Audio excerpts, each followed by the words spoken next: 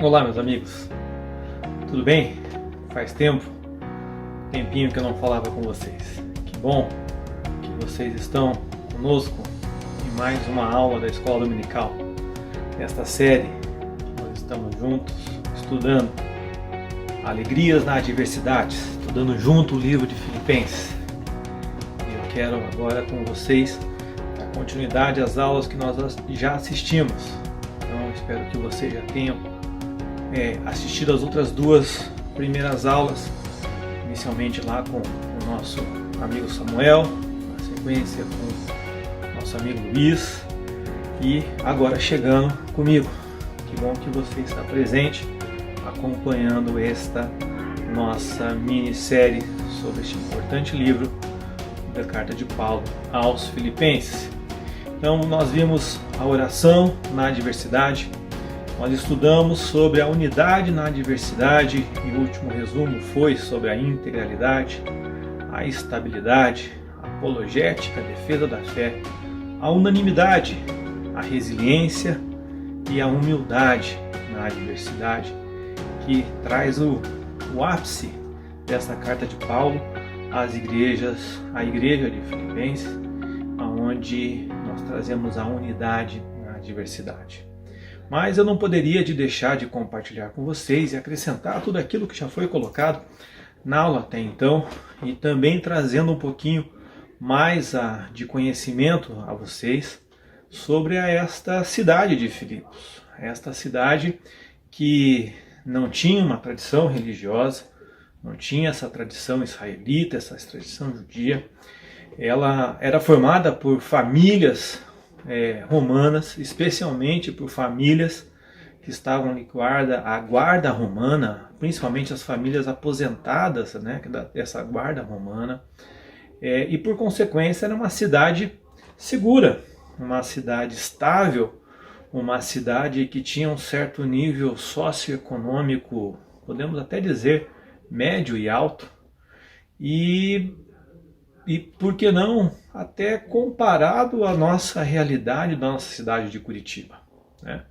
Quando essa carta foi escrita, fazia mais ou menos 10 anos que Paulo já tinha passado por essa cidade, onde Paulo tinha visitado e conhecido aquela igreja dessa cidade.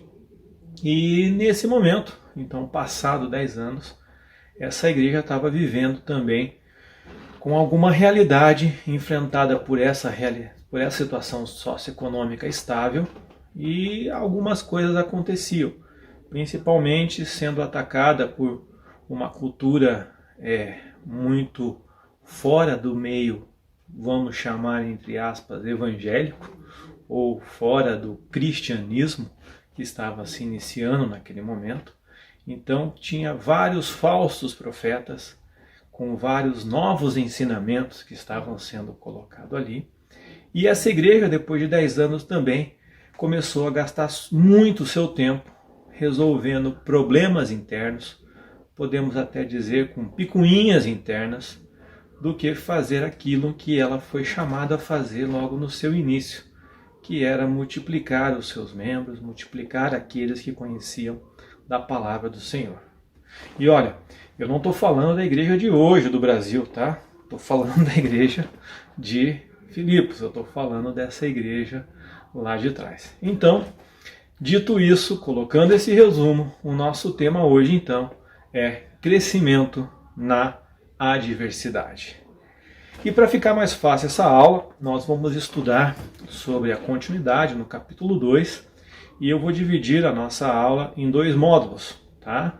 Um primeiro módulo nos versículos iniciais, nós já vamos ler na sequência, que vai tratar como diz a própria Sociedade Bíblica, já intitulou, o desenvolvimento da salvação, e um segundo módulo, que vai do versículo 12 até o versículo 16 do capítulo 2, e um segundo módulo que nós vamos tratar, logo depois eu conto para vocês o título dele. Então, eu convido você, se você quiser pegar a sua Bíblia e ler comigo o que está no capítulo 2 da carta de Paulo a Filipenses, dos versos 12 até o verso 16. Assim diz a palavra do Senhor. Assim, pois, amados meus, como sempre, obedecestes, não só na minha presença, porém muito mais agora na minha ausência. Desenvolvei a vossa salvação com temor e tremor. Porque Deus é quem efetua em vós tanto querer como realizar, segundo a sua boa vontade. Fazei tudo sem murmuração, sem contendas, para que vos tornei irrepreensíveis e sinceros, filhos de Deus inculpáveis, no meio de uma geração pervertida e corrupta, na qual resplandeceis como luzeiros no mundo, preservando a palavra da vida, para que no dia de Cristo eu me glorie do que não corri em vão, nem me esforcei inutilmente. Vamos orar? Amado Pai, Senhor Deus, faça confirmar em nós a Tua palavra e ensine através das letras da Bíblia que está à nossa frente aquilo que o Senhor tem reservado para nós neste momento, através da internet, através da palavra que chega aos nossos corações. Em nome do Teu Filho Jesus que oramos. Amém. Então vamos lá. O primeiro tema que nós estamos tratando aqui, e como diz a própria Sociedade Bíblica, intitulando essa porção bíblica, diz: desenvolvei a vossa salvação. E eu escolhi dividir esse módulo nesse primeiro momento, exatamente porque essa expressão, desenvolver a salvação, tem trazido algumas dúvidas no meio de muitas pessoas e para muitas pessoas. Então eu gostaria que você pudesse compreender comigo o que significa esse desenvolver a vossa salvação. Para isso eu queria começar então pela palavra salvação. Nós somos salvos do quê? A primeira pergunta que vem à nossa mente, para poder entender isso, eu preciso saber do que eu sou salvo. Então essa pergunta necessariamente até é fácil. Nós somos salvos do pecado. Essa é o grande ato que nós somos salvos. Nós somos salvos daquele pecado cometido inicialmente pelos nossos primeiros pais, Adão e Eva, do qual nos afastou diretamente do nosso Deus, do nosso Criador. Mas esta salvação não é somente um ato, né? Não é um fato que acontece em algum momento. Então, e isso muitas vezes parece que é um momento só. E é isso que esse módulo desse texto representa. Então nós somos salvos da culpa do pecado, nós somos salvos do poder do pecado e nós somos salvos da presença do pecado. Existem 3 modalidades aqui, pelo menos, do pecado em nossas vidas, que nós somos salvos. E essas 3 modalidades, esses 3 eventos do pecado em nossa vida, que são divididos e explicados na Bíblia, que nos infere na forma de nós compreendermos esse desenvolvimento da salvação.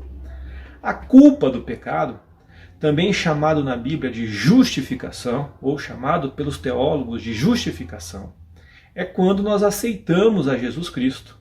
O ato feito por Jesus, um santo, um enviado de Deus, um filho de Deus puro, o próprio Deus, na cruz.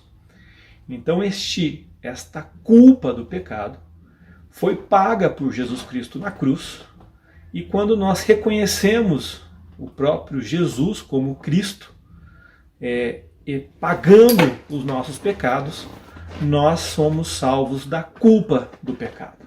Este é o ato. Mas também nós somos salvos do poder do pecado. E os teólogos chamam isso de santificação. Esse poder do pecado é aquilo que nós entendemos como nosso dia a dia. E nós somos salvos do poder do pecado, esta santificação, através dessa caminhada que nós temos, eu e você, com este relacionamento com a Palavra de Deus, com o Espírito Santo em nosso coração e com o dia a dia que nós temos junto ao próprio Pai. Quando eu e você buscamos esta jornada de obediência à palavra do Senhor e aos ensinamentos que Ele nos deu, esta santificação. E a presença do pecado, ela vai acontecer então na segunda vinda de Cristo, quando sim, um novo céu e uma nova terra serão instalados. E nesse novo céu e nessa nova terra, então, nós não vamos ter mais a presença do pecado. Então, quando nós colocamos esse desenvolvimento da salvação, que é a palavra que está dita no nosso texto, nós entendemos que esse desenvolvimento é um processo. Esse desenvolvimento é uma caminhada. Então, está correto em dizer que eu já estou salvo, mas também está correto dizer que eu estou sendo salvo. Eu já estou salvo, porque quando eu aceito o próprio Cristo, eu estou salvo da culpa do pecado pela ação de Cristo lá na cruz. Mas eu estou sendo salvo, porque conforme eu vou obedecendo a Cristo, e eu vou nesse processo no dia a dia, essa caminhada com Cristo, na santificação, até o dia em que Cristo voltar e criar um novo céu e uma nova terra. Então eu vou ser livre da presença do pecado e eu e você viveremos sem ter o pecado à nossa porta. Hoje, Cristo está à nossa porta e bate todo dia naqueles corações que não o conhecem para poder ter liberto a culpa do pecado. E no futuro nós não precisaremos mais disso, porque no novo céu e na nova terra não teremos mais o pecado a nos rodear. Então, quando Paulo nos convida nesse início do texto, lá no versículo 12, assim, pois, amados meus, como sempre obedeceste, não só na minha presença, porém muito mais agora na minha ausência, desenvolver a vossa salvação com temor e tremor. Então, como funciona isso? Significa que mesmo sem a presença de um pastor, daquele que levou a minha palavra até a mim, daquela pessoa que me apresentou o próprio Cristo, é isso que Paulo está dizendo a esses irmãos. Agora que você, mesmo sem eu estar perto, você vai continuar crescendo, mesmo nas adversidades, estando isolado da presença dessa pessoa que te apresentou o Cristo, você vai continuar desenvolvendo a sua salvação com tremor e com temor. É como continua o verso 12. Com tremor e com temor, por quê? E o que é isso, esse tremor e temor, que também muitas vezes gera uma certa confusão em nossa mente.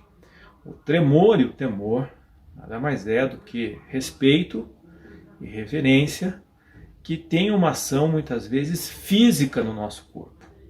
É aquilo que vai além da nossa mente e do nosso coração e ele se manifesta de certa forma também no nosso corpo. Não é só aquele arrepio, mas muitas vezes ele passa disso e se manifesta com aquele sentimento do físico, né? Podemos citar vários exemplos bíblicos, mas me lembra aqui daquilo que João sentiu quando estava na ilha de Patmos, colocando no Novo Testamento, né? Ou se eu for para o Velho Testamento, o que Isaías sentiu quando entrou no templo, caindo no chão e declarando que não merecia viver, né? Ou até mesmo aquilo que o próprio Jesus teve quando, ao orar, suou sangue. Então são manifestações de tremor e temor que sai do seu intelecto e do seu coração e se manifesta fisicamente. Não é aquilo que nós vemos em algum show de televisão, onde as pessoas, por qualquer outra razão, viram um espetáculo.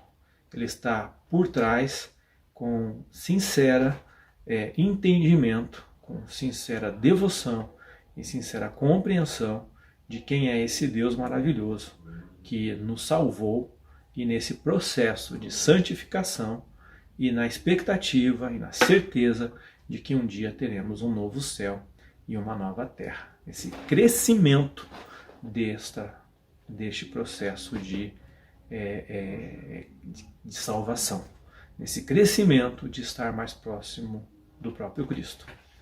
E quando eu pensei, recebi essa missão e conversávamos sobre essa série de Filipenses, e quando eu comecei a estudar o tema de crescimento na adversidade, me veio à mente também algumas situações que me levou ao entendimento de como nós poderíamos apresentar um crescimento em adversidade. E me veio a maravilha que é o próprio crescimento natural que está ocorrendo em meio a essa pandemia. Tantas famílias que estão se formando, casamentos que estão se realizando nesta pandemia, tantos nascimentos de crianças que estão acontecendo. Eu sei que a gestação começou antes dessa pandemia, mas os nascimentos estão ocorrendo. Mas como a vida, ela continua a florescer em meio à pandemia. E a salvação, uma nova vida que se dá através desse ato maravilhoso de Deus, de nos tirarmos das trevas para a maravilhosa luz. Como isso tem uma correlação muito grande e como isso faz também nos dar a visão de um crescimento. Então, um aprendizado que nós podemos ter imediatamente nisso é que em meio à adversidade, eu cresço num processo de salvação dessa nova vida, mas eu também cresço num processo de multiplicação dessa nova vida. É maravilhoso isso. E eu queria chamar a tua atenção para isso também. Mas o texto continua no versículo 13. E ele fala assim, olha na sua Bíblia. Porque Deus é quem efetua em vós tanto querer como realizar segundo a sua boa vontade. No 14 ele enfatiza. Fazei tudo sem murmuração e sem contenda. Eu precisaria de mais umas 2 aulas para poder trabalhar com o verso 13, mas eu vou pegar um resumo feito pelo reverendo Augusto Nicodemos sobre esse verso 13, para que a gente possa focar no verso 14. Nicodemos fala o seguinte: Deus é soberano e nós responsáveis. E nisso tudo existe uma harmonia contagiante. Ou seja, Deus é quem está por trás e fala ao nosso coração. E nos dá a condição de dizer não ao nosso pecado. Mas Ele não é o responsável quando nós liberalmente optamos por não obedecê-lo. Esta situação, ela é tão profunda como tão misteriosa naquilo que Deus harmonicamente oferece a nós. Pois Deus é soberano e nós responsáveis. E nisso tudo existe uma harmonia contagiante. Esta frase dele vem de um longo estudo que ele faz sobre este versículo especificamente, e que traz uma situação muito intensa sobre a divindade de Deus e a responsabilidade do homem. Mas eu quero focar no versículo 14, que diz: Fazei tudo sem murmuração e sem contenda. O nosso estudo aqui está dizendo sobre a alegria na adversidade, nossa série de Filipenses. E neste momento, estudando sobre o crescimento na adversidade, nós entendemos no versículo 12 que nós temos um crescimento na salvação, que ele é um processo.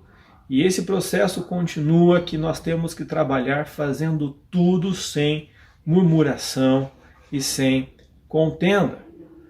E quando eu tenho essa palavra tudo, tudo é tudo. Tudo é abrangente. Tudo não é mais ou menos. Tudo envolve em todo momento, em todo lugar, com todas as coisas. Não é fazer somente as coisas da igreja, não é fazer somente as coisas de casa, não é fazer somente as coisas legais, não é fazer somente as coisas que eu gosto, sem murmuração ou sem contenda. é fazer tudo sem murmuração e sem contenda. Tudo é tudo.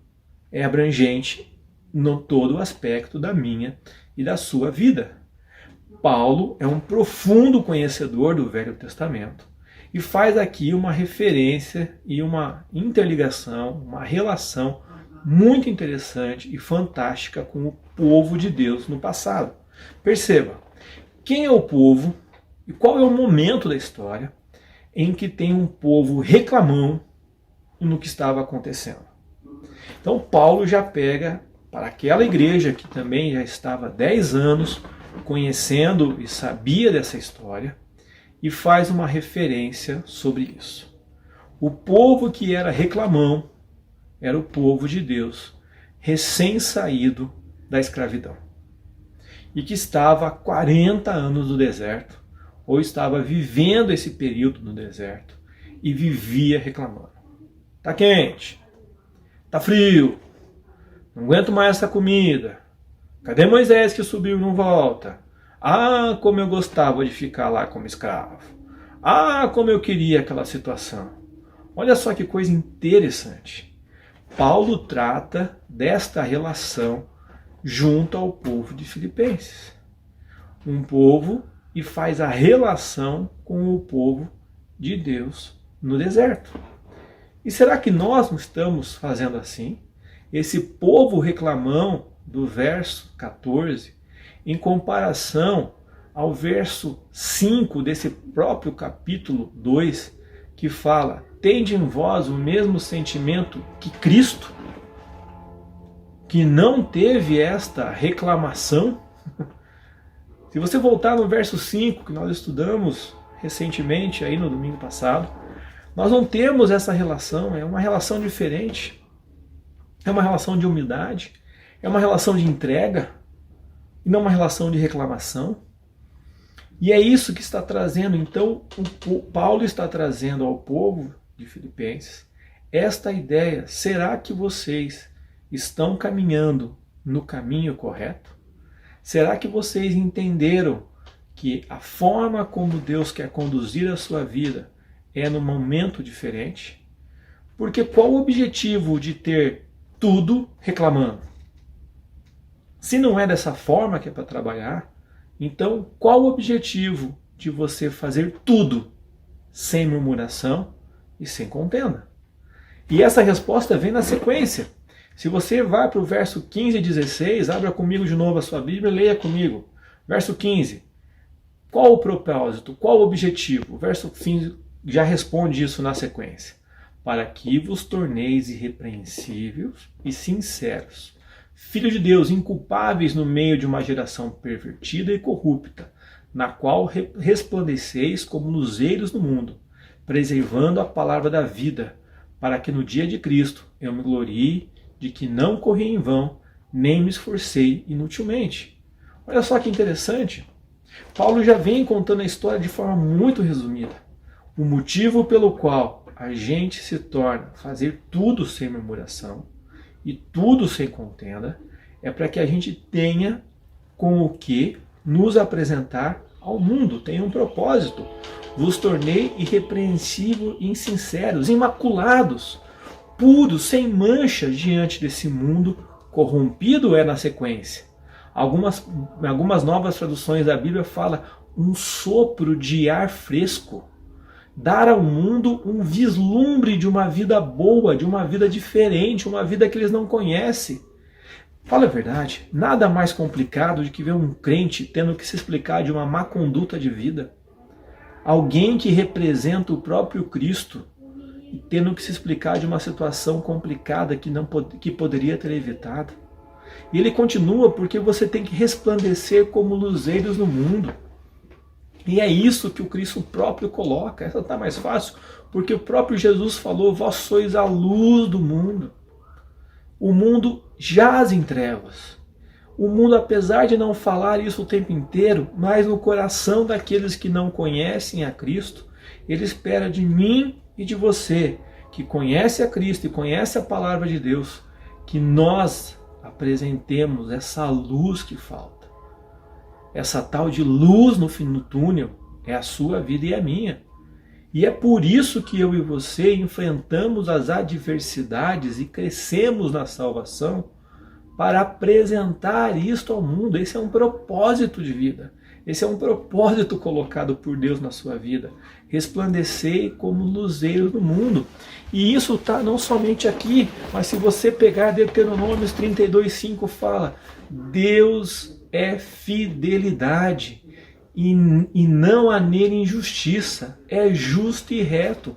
Procedam corruptamente contra ele, quem procede corruptamente contra ele já não são os seus filhos, e sim manchas, geração perversa e deformada. É isso que Deus quer de nós.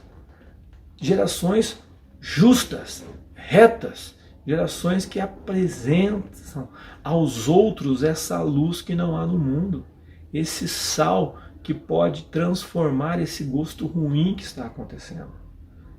E não é no momento de pandemia, não, é em qualquer momento. E o texto continua, porque está preservando a palavra da vida.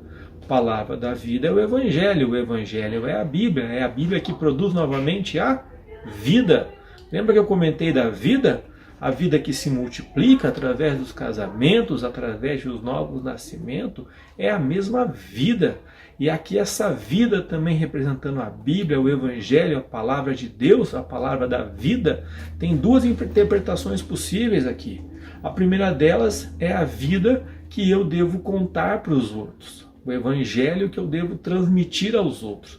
Mas a mais possível desse texto, pelo contexto em cima, é a vida, a palavra da vida que eu devo contar a mim mesmo constantemente e arraigar no meu coração. Então eu devo constantemente preservar a palavra de Deus no meu coração. E eu emendo com a parte que nós já estudamos, aonde eu preciso continuar nesse processo de salvação, nesse processo de santificação, para que eu possa desfrutar do novo céu e nova terra. E aqui eu encerro essa parte 1 do nosso estudo, aonde eu tenho nesse primeiro módulo um entendimento que crescimento na adversidade está ligado como eu e você nos desenvolvemos e temos um propósito de crescimento em salvação e ser referência aos outros que ainda não têm essa nova vida. Eu cresço em Cristo e me torno mais parecido com Ele, para que os outros possam ver isto em mim e a partir de agora eu ser Cristo na vida do outro. E assim nós possamos ser quem leva esta nova palavra, este novo evangelho, esta palavra de vida aos outros.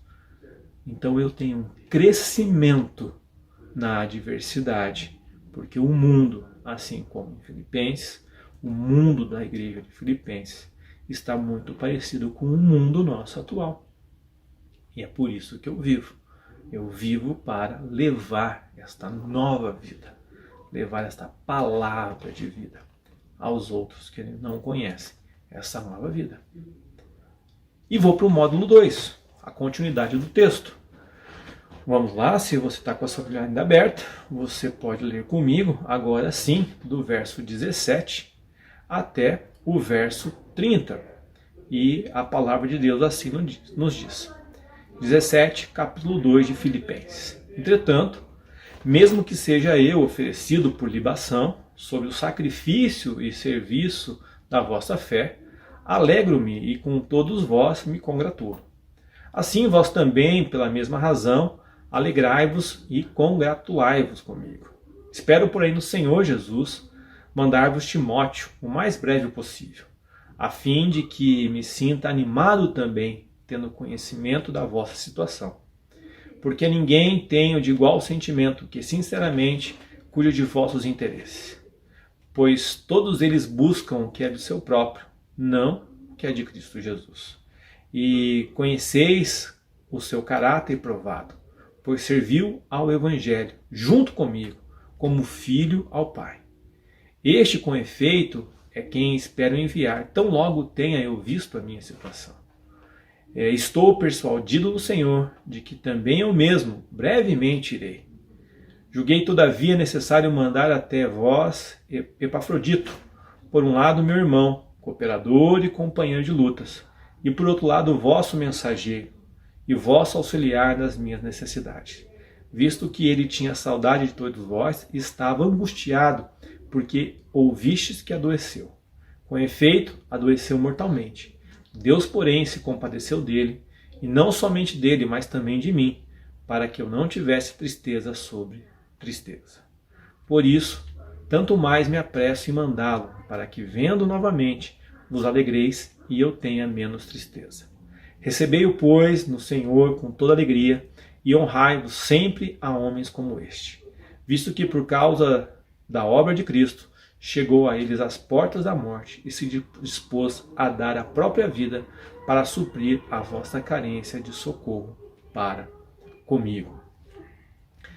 Atualizando também um pouquinho sobre esse histórico, nesse momento, Paulo estava preso, como nós já dissemos nas outras aulas, e ele já tinha apresentado a sua defesa. Então, sobre o futuro de Paulo, só tinha duas opções. Ou ele era considerado inocente, o que de fato aconteceu, e ele poderia continuar o seu ministério, ou era culpado, e se ele fosse culpado, ele iria para a morte. E apesar de ele ter uma convicção de que ele iria ser liberto, inocentado, ele no seu texto ainda deixa um se, né? Se eu morrer, talvez eu morra, existia essa possibilidade. Então, mesmo que, o texto fala, Paulo ainda considerava isso. E quando Paulo coloca esse mesmo que, ele usa a palavra libação. Então, se você voltar lá no começo do verso 17, ele fala: entretanto, mesmo que seja eu oferecido por libação, então, mesmo que eu morra e seja oferecido por libação.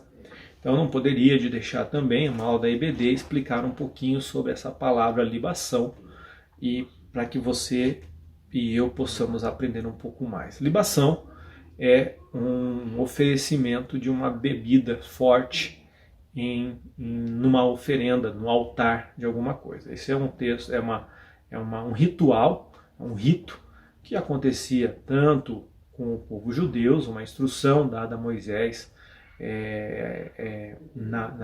para o povo de Deus, mas também acontece em alguns cultos profanos. Neste caso aqui, se você for lá para Números 28, você vai ver o texto onde Deus dá o regramento de como são oferecidas as ofertas no altar.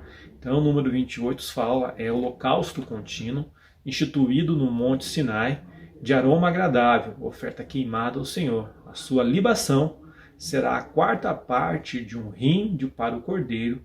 No santuário oferecerás a libação de oferta de bebida forte ao Senhor.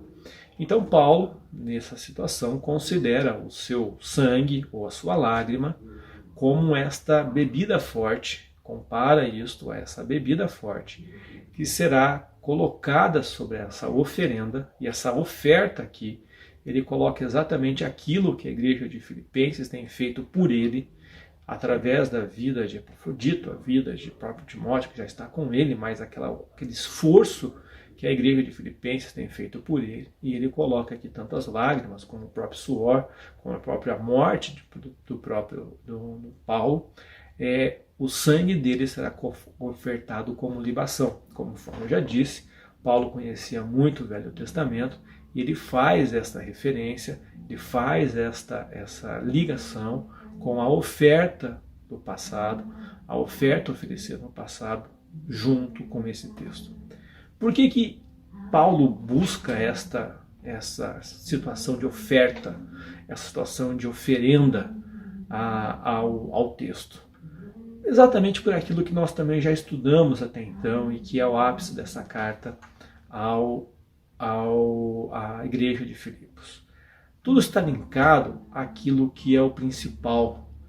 Paulo começa a trabalhar na igreja de Filipos, e conforme eu já disse lá no começo, essa igreja começou a perder muito tempo com as picuinhas internas, e com as tratativas do nossa própria preocupação. Se você assistiu o culto do culto das 11 horas do dia 16 de agosto de 2020 da Igreja Central de Curitiba, se você não assistiu, você pode buscar no nosso site.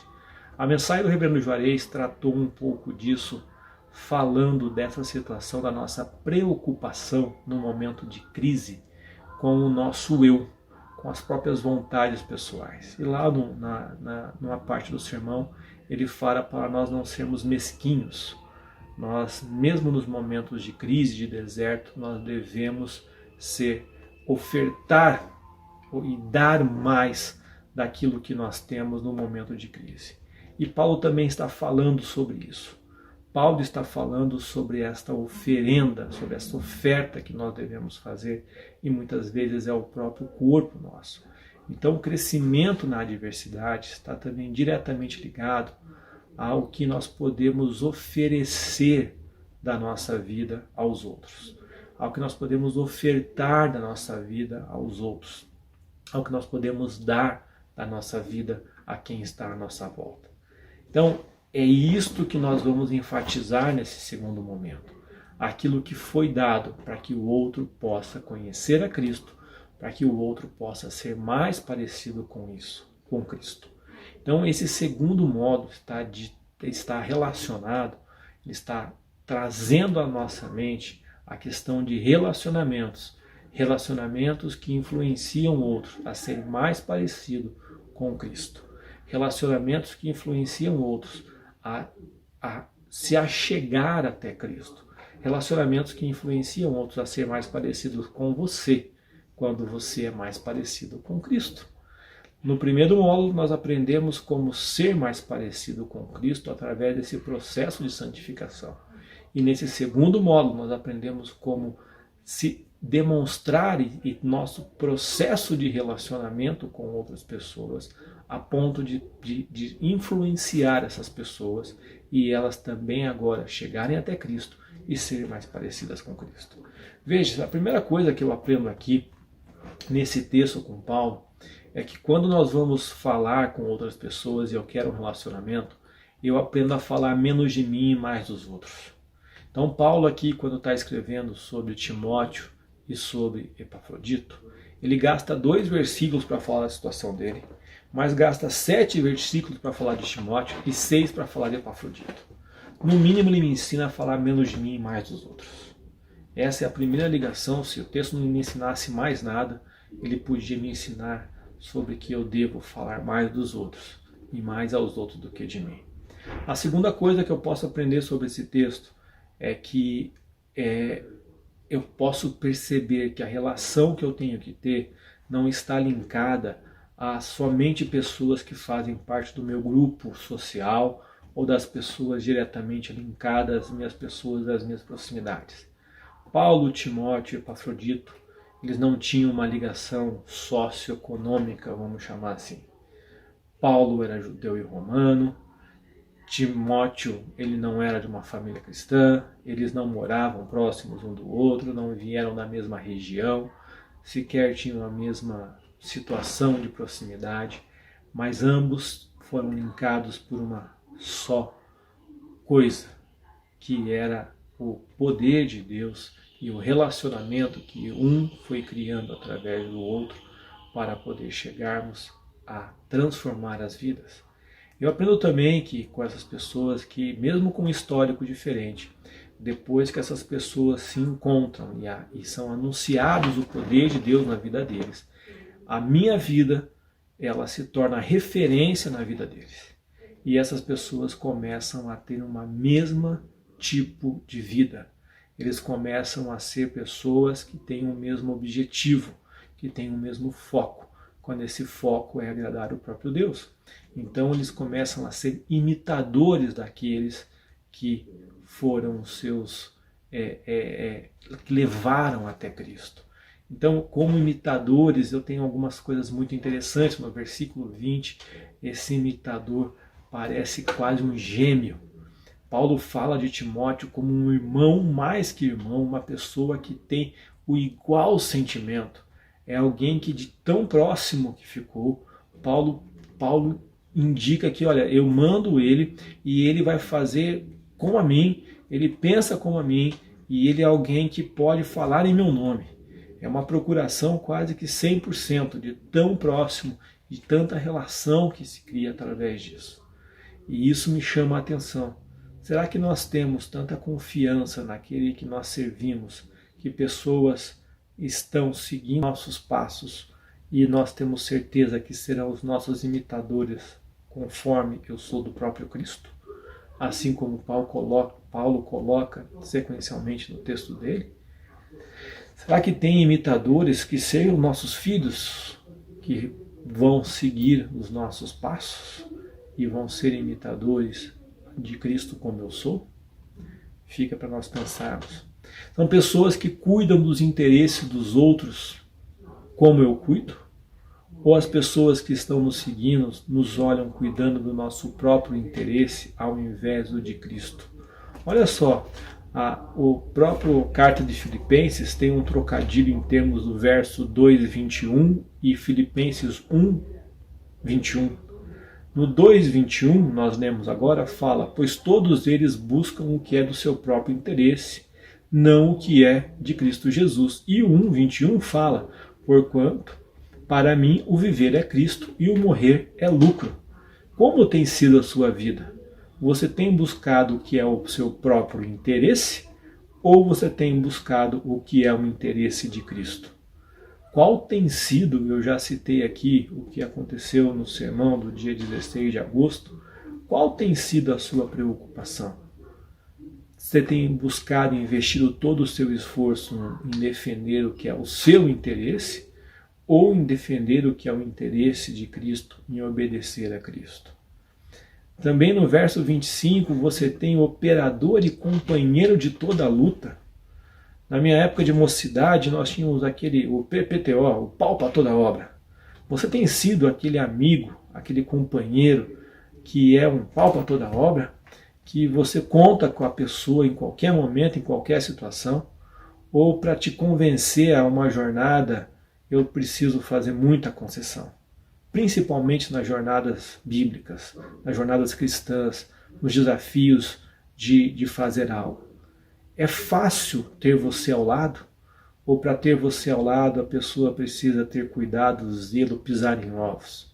Aqui no verso 25 a gente percebe que não. Que essas pessoas que seguem o mesmo objetivo com Cristo como primeiro lugar, eles são os grandes operadores e companheiros de lutas. Também eu aprendo aqui que essas pessoas que vivem uma nova vida, que crescem no meio da adversidade, eles são auxiliadores de outros em momentos de necessidade. Será que as pessoas estão pensando em você e você tem pensado nas pessoas nos momentos de necessidade?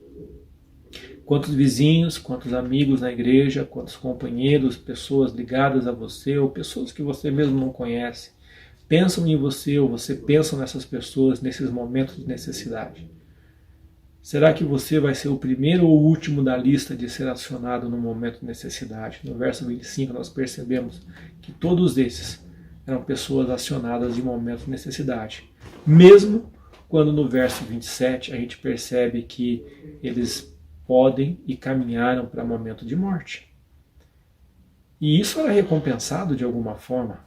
Isso era recompensado porque tinha uma preocupação entre eles.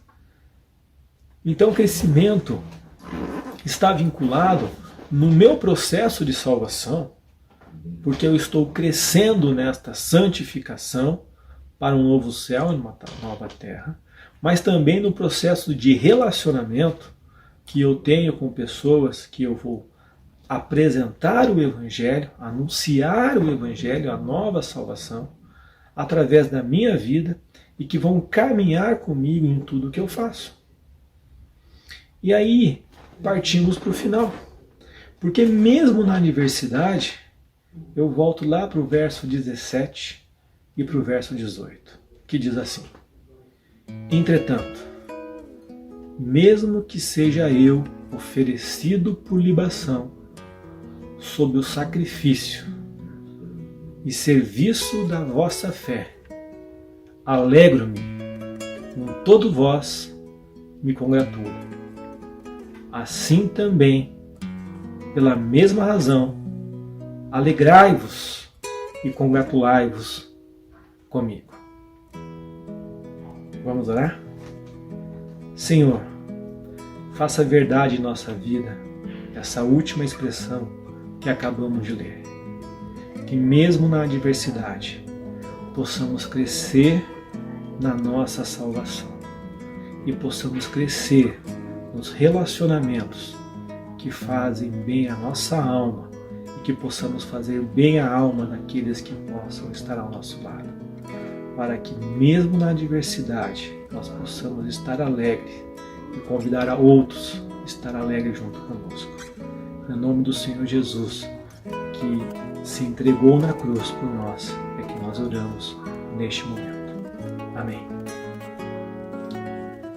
Um abraço, que você possa ser abençoado, contar comigo, contar com todos nós nessa jornada.